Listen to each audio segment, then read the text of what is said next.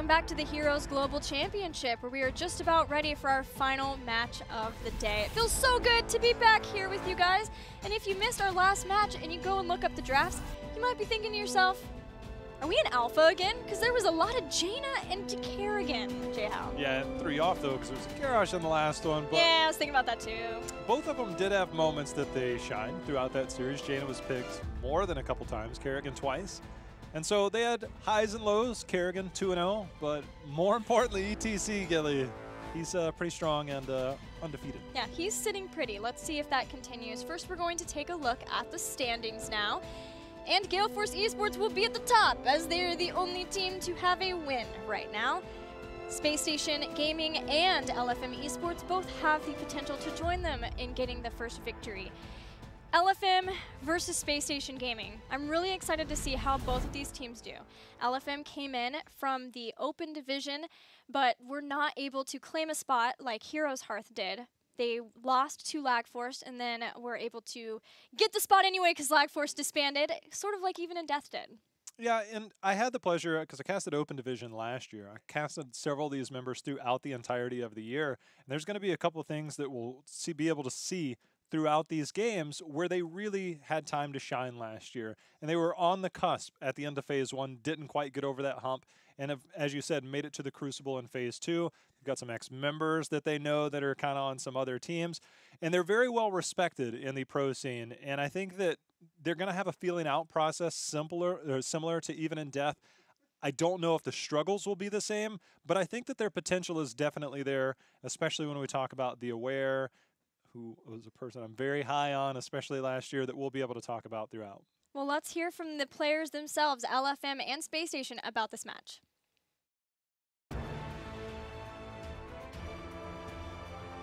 We went with Jay because we had a very long tryout period. We had like 2 or 3 weeks of tryouts. We gave each person a few blocks, and Jay ended up being the most outstanding player, which surprised us a bit because we've never played with him. Obviously, he's very new to the region. His English he's getting a lot better at it.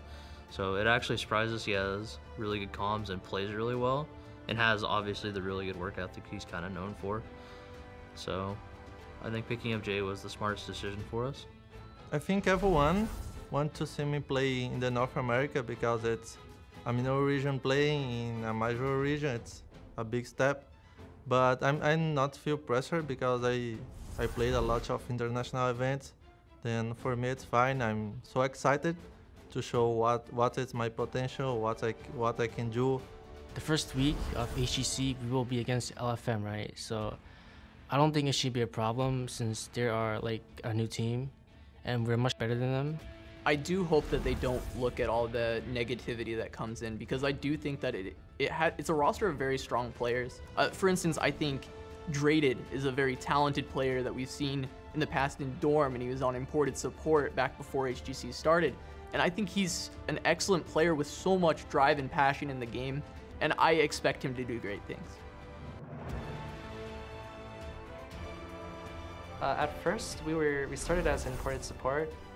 From then on, we had to find like new players, so we picked up Aware and Swabs, and ever since then, we got picked up by LFM, and we've just been playing really well together.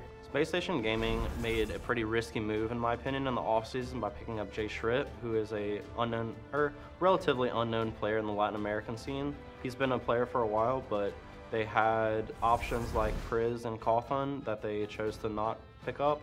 And I think that move will end up hurting them in the long run, and I don't see them having a lot of success this season.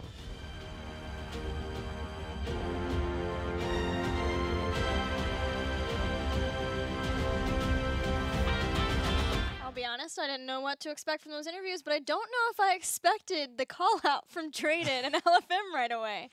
The call-outs are all going to be on them. We saw what happened to Even in Death in the last phase. They did the exact same thing.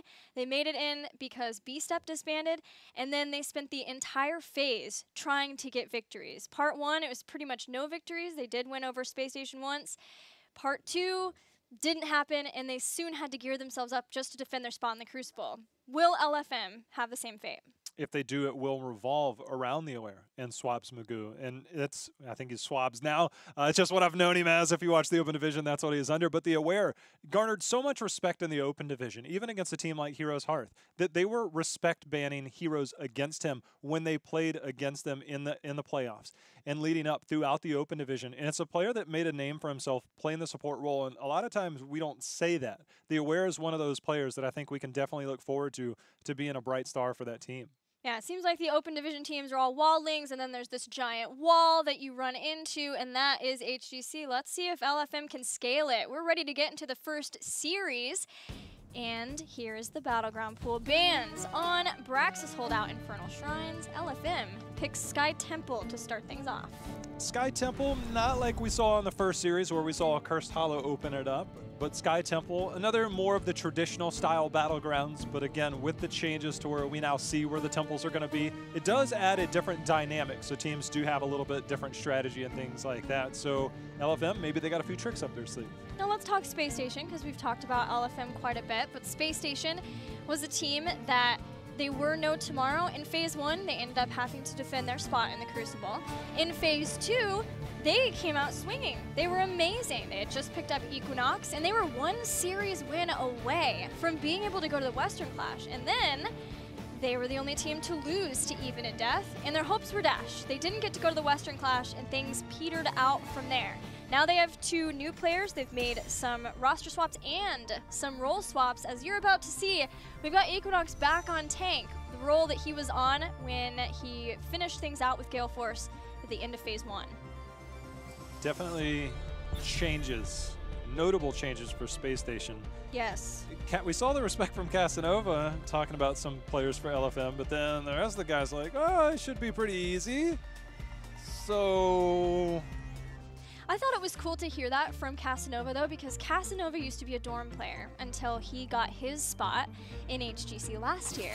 And now Traded, getting his spot, he was on the number 2 team LSU from dorm last year, has decided to step down off of that. In fact, he's taking a break from school so that he can put his focus into HGC just like Casanova did. So I thought it was really, really cool to hear that respect from Casanova. He knows what it's like to make that kind of commitment.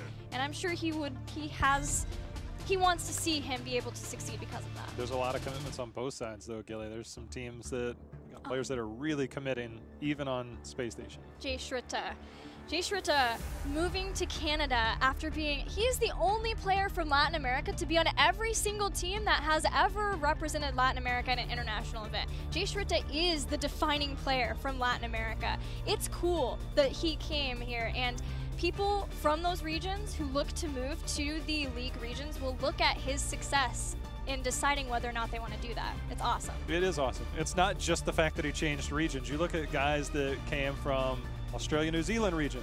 They went over to a country that, speaks the same language they do.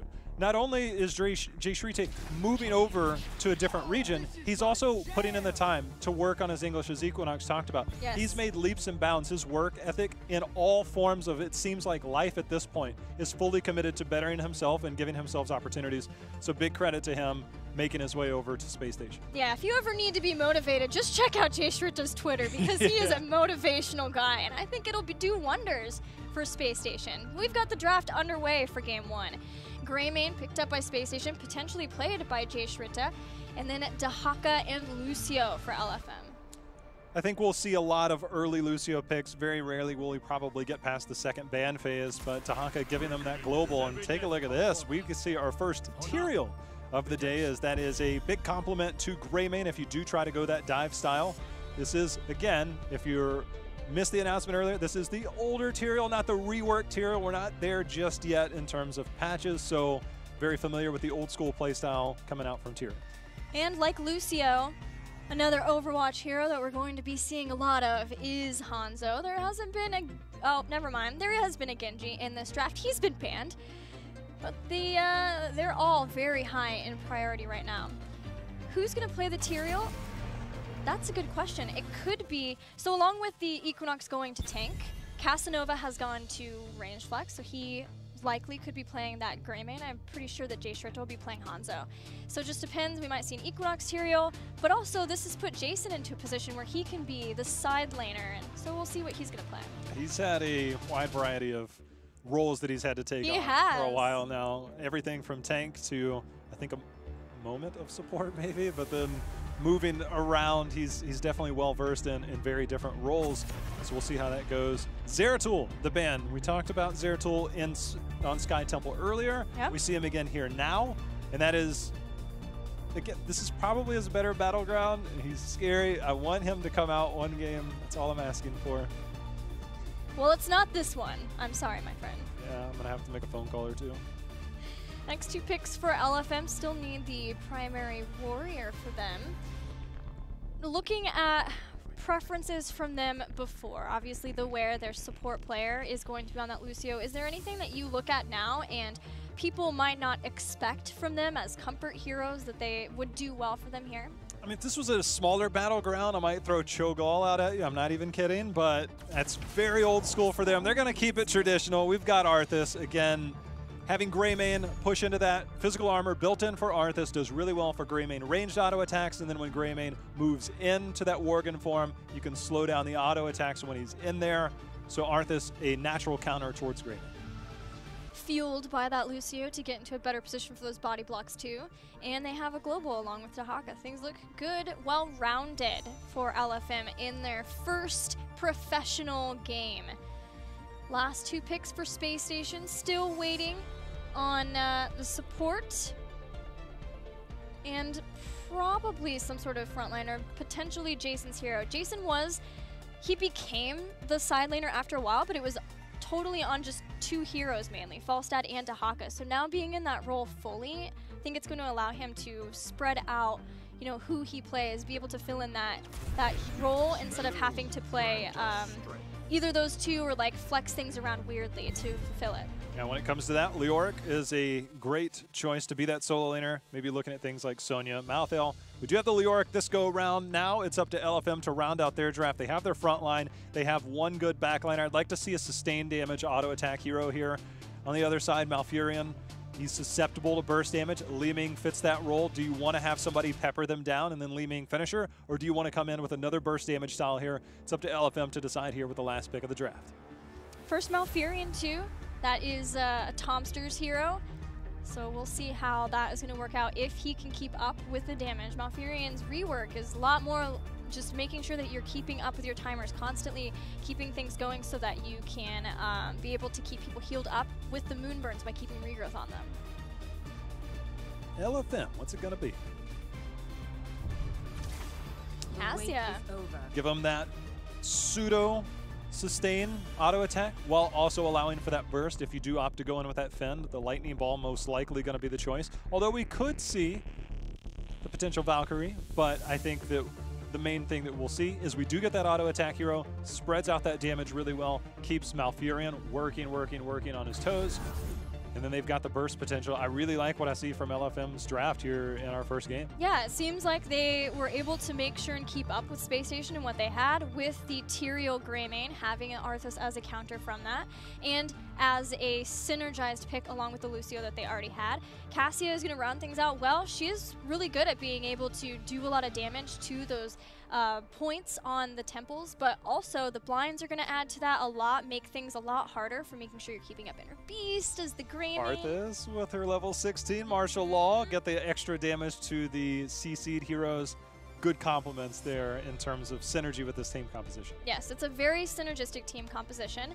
SpaceStation do have the old Tyrael Greymane. We'll see how that works out. It's not the Tyrael Falstad that Korea brought in earlier with the Judgment Hinterland Blast. Yeah. The Crispy Taco, it's back. Maybe. It's maybe back. Hold on to that, actually. Don't listen to us yet. Hold on to the Crispy Taco? Yeah. What if you like soft shell?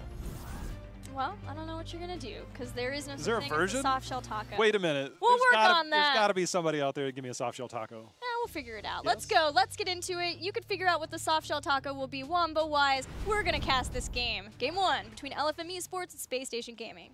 All right, on the left side for LFM, Harangi. I'm going to love that one. Is that? Yeah, well, there we go. We got Figgy, who used to be FC Ignition. If you're looking for his name there, Swabs Magoo, of course, will be on the Dahaka. Figgy on that Arthas. Special T, now known as T, on the Cassia Indraded. Rounding it out there on Lee Ming. Meanwhile, in the red, SpaceStation, Jason will be playing Leoric, Casanova on the gray main, Tomster playing Malfurion, Equinox on Tyrael, and finally Jay Shritta in his NA HGC debut playing Hanzo. That golden horse mount is glorious. But we've got a potential gank right out of the gate. Tomster just kind of hit the bush for a second. It's like, I'm going to wait for you guys to eat all the shots, and then I'm going to scurry on back here to safety. That was awesome. So cool. Equinox really fast on the uptake, too, to throw out Eldrin so that you could teleport back to that. SpaceStation survives the first gank attempt of LFM. Checking out the talents that we have thus far. I'm going to be keeping an eye on the Malfurion build especially, since this is the first Malfurion we've had in NA since the rework. We've got a pause, but the first choice seems to be what I've seen so far, which is Nature's Swiftness. The better you are at making sure that you keep that heal going, regrowth on multiple targets, you get 5% movement speed per, and may have been what helped Tomster just scurry right on back. It's like, yeah, I don't want to be here anymore, so I'm going to go over there. Please don't kill me. But not much to say about the first start of the game. I mean, everything pretty standard across the board. We saw the 4-man attempt to go towards the bottom, met with a 4-man response. Didn't see him middle, didn't see him go towards vision top. Assumed, almost had a little bit of a skirmish, but still early in the game to see much happen. So Jay, how you've talked a bit about the Aware, but I would love to hear from you about LFM, since there's probably a lot of people out there who haven't seen them play. What are the big strengths for them that you've been able to see? I think the synergy that we would see between the Aware and Swabs Magoo. They play the support and tank role a lot of times, and I think that that's probably their biggest point, is the continuity between them. We heard King Caffeine and K1, or King Caffeine in particular in their interview, talk about having that synergy there, and I think that's a really crucial thing when you talk about the tank and the support role. Having somebody on that front line, whether it's the tank or that off lane there, having that synergy there, that combination that they've had together for a while, works really well. FC Ignition has made a name for himself. He's actually on the tank role in this game. He's made a name for himself for a while. I've actually had him on my friends list for a long time. You know, we've communicated a lot over... Name dropping. Name dropping, right? But I've talked to him for a very long period of time throughout Heroes, and it's always, he's had that drive. It's never like he just came out of nowhere. He's been finding different ways to compete, whether it was before the open division, things like that. So the commitment, I think, from this team in particular, and then coming together, and we look at the way that the teams have formed. If you actually think about the way roster swaps have happened, open division teams are locked in. Yes. So the continuity of them, if you look at Heroes Hearth and LFM, they haven't made changes. Yeah, they've had 6 months of synergy to go on. Everybody else in North America has made changes. So the continuity, I think, is something that might surprise people a little bit. Having the synergy, again, the King Caffeine interview talked about it earlier, is making sure that it clicks. New players, something's got to click. But the longer you play together, the easier it is. Now, FC Ignition, Figgy, I believe, is his name in-game now, as well as Draded. Those two have been on one top 8 team before. They played at PAX West alongside Shot, for example, on the name imported support, which this team was named until they were picked up by LFM Esports. So they have a little bit, a taste of that level, that caliber of play. However, the big wall running up into that a lot of these teams face when they go from open division into the professional league is macro play, especially fast rotations. And that was a problem for Even in Death. And so because of that, Even in Death tended to focus on team fights. They were able to get team fights, but they would fall behind in rotations. Yeah. And I already started to notice that a little bit when I was rewatching the Crucible match between LagForce and LFM, is LagForce wasn't really being super dominant in their rotations, and they were still getting out-rotated. Do you see that as one of the biggest struggles for LFM? Do you see anything else that you feel like they're going to need to focus on right away to make it here? Without a doubt, I think the way that I can equate this, obviously I'm a sports guy, and if you hear anybody ever come up from a college rank to a pro rank, they talk about the speed of the game is different. I think it's kind of similar here. Much like we saw Gale Force on Infernal Shrines, once they pushed down a wall, they instantly rotated over, took another wall, things like that. It's a very different feel. And when you have those small lapses, you get punished a lot harder for it in the Pro Division, in HGC. And I think that's going to be the biggest thing to overcome. Scrims are one thing, and you learn a lot along the way. But when it comes to gameplay, the precision has to be there. And every microsecond that you're not precise, you get punished for it one way or another, especially by the top teams. And I think the macro plays are always going to be one of the big factors for the teams coming from the Open Division. Although conversely, we can look at a team like Heroes Hearth. The experience for that team is far different than any other Open Division team that we've had. So their success might be a little bit different. So LFM probably has a little bit tougher hill to climb. Yeah, that punishment that you mentioned is something that we hear about from a lot of teams. Even when you talk about, or when you talk to teams at events from the non-league regions who talk about how, yeah, they can top their regions and consistently top their regions, but then they get to the next level, which would be those international events, and they're punished for things that normally they would get away with because those teams are just so much more seasoned. And then you go even further from that, like us from North America trying to go up against teams from Europe and Korea. The punishment level is severe, and so that is what these members of LFM and to Heroes Hearth to some degree, but we don't hold them in the same way just because Heroes Hearth did take out a team in the Crucible. They were the first team in North America to be able to win the Crucible game and make it in, claim their spot, and they have so many old pros. Yeah, Crow and McIntyre, of course, were in Phase 1 of HGC. Arthalon has a seasoned history. It's been a while since he's been in the Pro Division, but historically we'll have an opportunity to look at him down the road. But we're talking about a guy that was at the top of the food chain in Heroes of the Storm, not just necessarily in North America, but he was up there. He was up there on the old Cloud9 days, Tempo Storm, things like that. So there's a lot we can look at with him down the road.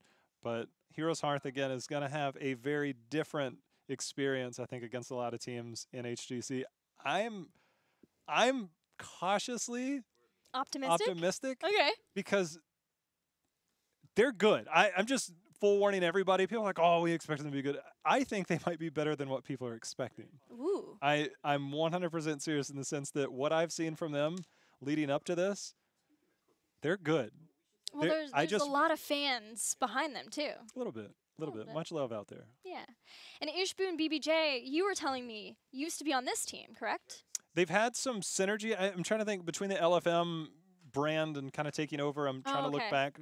Early part of last year, their imported support, LFM, the name changes. I probably have to double check my sources on that one. Let's not do that live. Okay. Well, yeah, either way, they have been playing all year in the Open Division, just like a lot of the members, or all of the members of LFM have been doing. We are back in the game. As a reminder, this is Game 1 between SpaceStation Gaming and LFM Esports. SpaceStation with their new roster, showing Jay Schritta here in Casanova as they get their siege camp. Casanova seems like a flashy name, like somebody that's supposed to be like the cool guy. He goes back from playing Melee to playing the cool guy Heroes. Yeah, he's flexed around a lot. Every phase of HGC that he's played in, he has played a different role. And it feels like every role, once he starts to go beyond the couple of comfort heroes that he starts the role with and expand, he starts making plays. So I am fully expecting that we see Casanova make a lot of plays for this team, especially in this new role. This is one of those things, the newer structure to the way the battlegrounds work and the timing, the camp priority. Both teams already picked up their siege camps within the first minute and a half of the game. You don't see a lot of effectiveness out of it. Most teams are adapting to that. If we were to just look at the minimap there, you could see almost identical timings on when they arrived at the night camps. This is kind of the newer strategy, especially in North America. But when both teams mirror each other, Gilly, eventually somebody tries to come out and say, what if we do it slightly different? And I think that it's going to take a little bit of time for people to figure those out. Yeah, something's gotta give. That is the case. Both teams pick up their bruiser camps in the 30-minute warning for the first tempo phase. Top and mid has this 3-minute warning. My bad. What game are you playing? That is fair. We've got a skirmish up top. Not a lot of action going on. Hanzo, he's going to get a little bit of value. We've seen him twice now on Sky Temple. the real value, I think, again, is going to be towards that boss, which we saw in the earlier game, and in that bottom temple. I don't know how much we'll see from him here in these earlier skirmishes near the top temples. Yeah, although Hanzo went into Redemption for the auto attack speed at 1, still getting serrated arrows so that he can have that same kind of boss damage that we saw the last Sky Temple game from that. Just will be not have the arrows that you get from the level 1 when you finish that quest. Top Temple held by LFM. SpaceStation playing it pretty safely at this point. They're just going to keep Leoric in at the mid-temple and try to clear out the rest of the bruisers. Pretty much a trade. You can see the temple channel slightly behind in that mid, but let's see SpaceStation go ahead and try and get the invade here. Do not make it in time to get the shots, and now Equinox has his Eldruins way on the other side. Smite's going down, throws the Eldruins again, and he's out of it. Also had Angel's Grace, so he was definitely, as long as he got the good spot from that, speed away after teleporting to Eldruin. Yeah, SpaceStation just barely didn't make it in time for those final few shots. They were hoping that they could get the invade, but at the very least, they did get a lot of damage done to the mid-fort. So a very even, close game between these two teams. Looking at the Malfurion build as it continues on, Strangling Vines for heal reduction that Malfurion gives does seem to be the pick that a lot of people are looking at, but Nature's Cure as a way of being able to remove some crowd control from his teammates. It's not a cleanse, but it is, if you've got your regrowths up and going really well, able to remove those scary crowd control effects, and especially to help try to get away from a drag or even from slows from Arthas you can get out of the Frozen Tempest. How about that invade on that bottom camp by LFM? Sometimes you see these new teams come in, Gilly, they're a little bit timid, unwilling to take the risk that you might see other teams take, but they came right in, took it. It didn't have a huge effect because Hanzo, but they're more than holding their own right now. Yeah, they are at least willing to bring the fight to SpaceStation, and that's what we're going to have to see from LFM right from the get-go at this point. They're going to do that again. Dodge on Howling Blast, though, gets SpaceStation once again away from this top gank. Swab's using his essence. He is slowed. Slowed, does he have his W to get away here? I don't know if that's going to be enough. Geometry not on point there. Shrite, just a little bit off, just a few pixels. Really cool, though, that LFM took that time. They were already up in the top. They had chased back SpaceStation to get something out of that, and they didn't lose their Dahaka at the same time. SpaceStation gets Giants, so slow down LFM while they get set up for the bottom temple phase, which will be activating in about 5 seconds. Both teams neck and neck to 10. Well, you're going to take my camp? Huh? I'm coming in and take yours. That's what SpaceStation said. But we've got level 10 here online for both teams as we prepare. It will be Valkyrie, not the Ball Lightning. This will be fun to watch. There was the first one. We'll see if the next ones work better. Tyrael and Greymane, though, are the big deal. Now that they have Sanctification and Go for the Throat, the Dive Buddy is available. March the Black King even to go along with that, too. And I love how Dragon's Arrow might be able to set all that up. Equinox. That's a killer wombo. It is. That is a lot to make really happen. Cool. Great roots. Piggy goes into that Twilight Dream. Lucio's gone. Sanctification and SpaceStation have had enough. They go for the Throat. They take out Cassia. They're looking for more. Wow. That escalated quickly, and that is 2 members of LFM that went down. It looked like they just got caught off guard. It's like when you get sucker punched, you're like, boy, what hit me? But LFM, they'll have to regroup. Don't lose a lot here. We will see some structures finally fall, but time to get some Hanzo value, Gilly. It's going to use that to their advantage, take the boss. LFM are back up. They have Sound Barrier. They have Wave of Force 2. They're going to get in. They have the drag. Equinox gets onto the point. Now the Twilight Dream goes off, and that'll be an Arthas kill. Sound Barrier, though, is keeping the rest of LFM relatively healthy as they stay on this point. There's the explosion from Tyrael. Li Ming dies too. It's a bloodbath, but it's SpaceStation who at least claims the boss. Hit him with the B-step. Welcome to the party. As 7 members out of 10 on the battleground died. The boss was picked up. I almost wondered if we might see some resets there by Li Ming. hit a good force of will in the middle of that, but was not able to confirm the resets. Was looking for that sick play to happen, but SpaceStation flexing some Shrite muscles here. Larger than Caldor's. I don't know if I would be bold to say that. You have to work with Caldor. You just cast J Street. Nah, just wait till he leaves at the end of the day and then I come into work. Oh, I see. That's how you avoid the work bully. You're okay. You're okay with saying that just because Caldor's not He's here. not here. So Nobody's always listening. he's at home lifting weights, watching some HGC. And now I'm trying to motivate him. He's more motivated than ever. I guarantee he's trying to push another like 2 pounds. That's probably true. SpaceStation, that man, it's craziness. Just 2-1 fights in a row puts them pretty far ahead of LFM. They're getting a camp, they're getting set up for the next temple phase, but I would be afraid. I don't know if we'll see the change now from LFM in the aggression we've seen so far. We also haven't really had a Valkyrie yet be able to get the right pull for them to get the kill, unless they did on the boss point and I missed it. See if they can get one here though. They're gonna try and land it.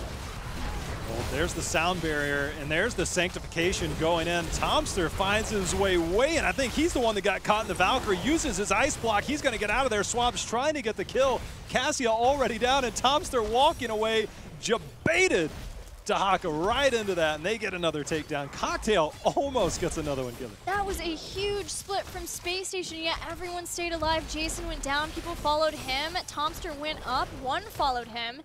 And they live through it, they take out the fort, and where this game, through the first temple phase, was very even, SpaceStation are quickly showing, they're basically saying, welcome to HGC, we're sorry that it has to be this difficult, but it's just gonna be that way for a while. It is, and there are gonna be obvious growing pains for LFM. It's game 1, anything could still happen, they could come back. SpaceStation, obviously, 9 kills to 2, have had the upper hand in most of these. They have themselves a 3-level lead at this point, structure advantage. Things looking really good for SpaceStation here in game 1. So talking about the Valkyrie pick, would you have liked to see Ball Lightning knowing that there is... SpaceStation are going to be jumping in for a fight with Tyrael, with EO, but Sanctification, yeah, that was my question. That's the biggest thing. I mean, Cassia is good in terms of that auto attack style that I was mentioning in the draft, but in hindsight, they're not quite getting the value. Maybe a different auto attack hero would have gone in there, but again, the lack of Vala in any of this is probably one of the most surprising things I've said today. Well, talking about 16, if LFM can get to that without losing too much more, they will get that big martial law spike, as well as Remorseless Winter, so more lockdown available for Figgy and the rest. And because there are so many people diving in, looking for the Sanctification, as well as the Greymane and the Leoric, if they could survive through that plus Twilight Dream, then they've got a lot of lockdown as long as Figgy is set up. He's been able to survive, and Lucy will be able to help with that too. So let's see if things change in the team fights once LFM can get to that point. But for now, they're just trying to do their best not to lose too much. There's a keep that's already very low in the top, so if they get caught out, a lot of their members go down. It could be the end before they even get there. SpaceStation, recognizing they have talent tier advantage, every advantage known right now.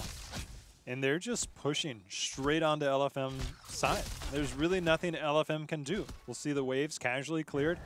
And just the positioning alone. They're like, hey, come get Hanzo. He's free.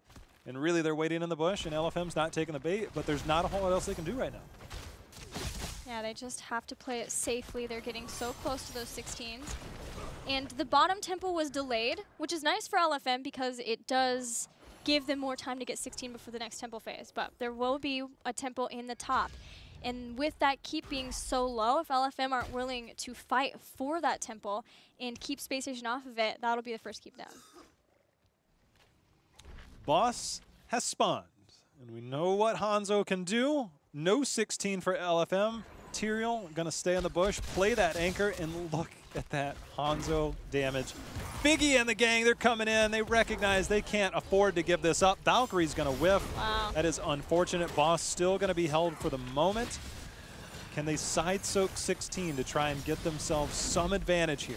So Casa went into his Worgen form so that he could disengage back out of that. I think also that was Nature's Cure that was used, just trying to delay that. 16 is almost here. The boss is down. SpaceStation get on the other side of LFM, and Sanctification, they do not have this claimed. They do not have this boss. Casanova is gone. He's gone. T is gone. There's the resets coming in, and they're turning it around. Shrite is going to go down. That's a 4-for-1 trade. Malfurion barely gets alive, and all of a sudden LFM has life within them as they've got a boss. Double temple phase. This is a brand new game. Oh man, I would love to see that boss fight again, because a lot of things went down very quickly. SpaceStation was Haka stalked in, and it was enough to pull back a lot of SpaceStation, so then they had to go to the other side of the boss because the boss went down. And the separation was enough that LFM could take advantage of, but they ended up getting that, and the early Casanova kill was huge for LFM. I want to say that Lucio, because I know he got the boop in there when the Holy Ground went in, his level 4 talent gives him that extra knockback when they're closer, and I'm pretty sure that's what pushed them off the boss. Again, we'd like to see that at some point, but Lucio was the one that bought that extra split second to get them on there, hit a clutch sound barrier, and kept them in that fight. Just amazing plays there by LFM, but Lucio in particular. That was the play they had to make. They had to go in. They did not want to have to deal with the boss, and they were too close to 16 to be willing to give that up, and then the temple phase after the fact. SpaceStation still were able to get enough shots out of that top temple that they do take out a fort, but whereas it may have just been over now, LFM have proven that they can hang in this game. They're more than hanging. Here's the replays. You can see the Holy Ground. Yeah, the Lucio boop awesome. there. Bought just enough time, followed up by the sound barrier. That's amazing right there. And it was just enough time, too, for the Holy Ground to end so that he could sound barrier and get on the point himself. And everyone was so low, they had taken a lot of damage. Man, that was a cool boss fight. We've had quite a few of them so far this game, or this day, today. That 30-minute wait for the objective. There's the Valkyrie. It's going to lock in, but not going to buy time. There goes Tomster with the Twilight Dream. They get the big silence, and there's the instant blow-up onto Cassia. We've still got ourselves a fight, though. Yeah, Equinox dives back in, has the Sanctification to enable Casanova. He already used the go for the throat, but they claim the 2 kills, only losing their Leoric in all of that. They do also lose the Giant Camp, but I think SpaceStation will say that that was worth to lose that because of the kills that they got, trying to wrest back control of this game and using the 20 that they had to their advantage. LFM did not have that. I'm pretty sure Tomster snap locked that Astral Communion. Oh, yeah. It was like, guys, I'm making a play. Bullseye as the Hanzo pick at 20. This is a very difficult defense. Cassia is down, and most of your damage is spell damage, and it's Lucio and Dahaka. Taking down that mage is critical for the defense here. SpaceStation might be biting off a little more than they can chew. Draded landing some shots, not enough to confirm any kills, but a very good defense there by LFM. That mage in these, gosh, dang, that just, Hanzo, please. I'm like trying to make a point before this next night or the next camp gets captured. He's like, no, never mind. You better speed it up, man. Even without the mage that gives the spell armor too, just all of those minions alone are going to be blocking a lot of the shots of Li Ming. And if you know you're relying on Li Ming to put out enough poke for you to be able to save the game, good clear on LFM to make sure that they could stay in the game, because now they have Storm Talents in time for the temple to activate. They're working on getting those now. It's anybody's game. It is. LFM gets a team wipe here. They just walk down in game. They don't have to get the temple at this point. Whoever wins this next team fight, it is over. SpaceStation has an advantage a little bit, but here comes the Valkyrie pulling him in. They get the blow up, or Casanova is going to go down. Sanctification is going to be a little bit late. Yeah, he died just before the Sanctification, but the Twilight Dream still came out. Lucio has gone down too, so there's no support for LFM. And that might make the difference. Jason trying to slow down. There's that repulsion on Hanzo. Takes him out. No damage dealers, no range damage dealers left for SpaceStation. This fight is everywhere. But Leoric has taken 3 people. They cannot get the takedown. Tomster goes down, killing. That is 4 members of SpaceStation down. Equinox looking to be the next to fall. 5 members. They need to end this game, and they need to end it now.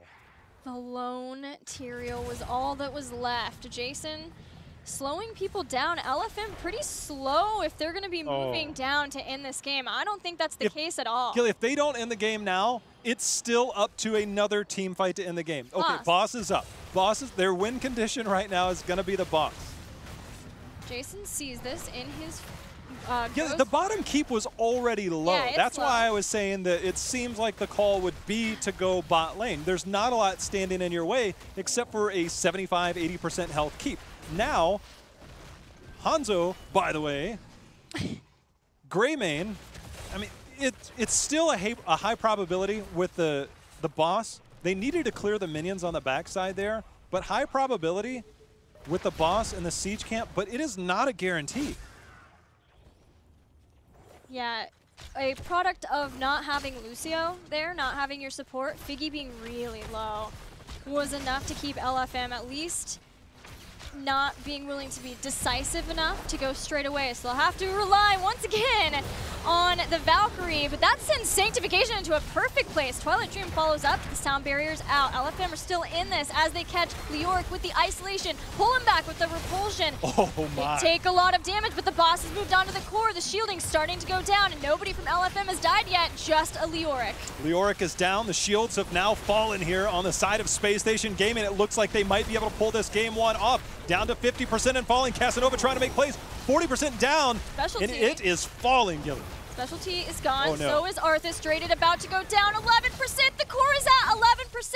Oh my. Tunneling Claws 6%, 5%. They can't kill these guys. LFM. Oh my. By the skin of their teeth. Wow. Just wow. They had to take a team fight. They had to win a team fight. They did it, and they take game one.